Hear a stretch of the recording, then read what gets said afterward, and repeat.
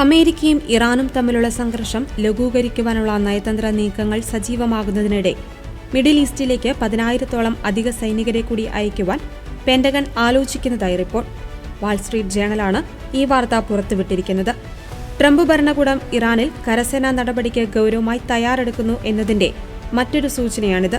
കവചിത വാഹനങ്ങൾ ഉൾപ്പെടെയുള്ള ഒരുക്കങ്ങളുമായിട്ട് കരസേനയെ വിന്യസിക്കുന്നതിനുള്ള നീക്കമാണ് പെന്റഗൺ പദ്ധതിയിടുന്നതെന്നും വാൾസ്ട്രീറ്റ് ജേണൽ പറയുന്നു.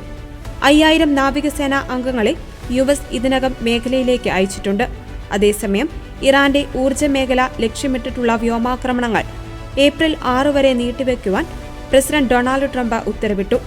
ചർച്ചകൾക്കായി കൂടുതൽ സമയം അനുവദിക്കുന്നതിനാണ് ഈ തീരുമാനം.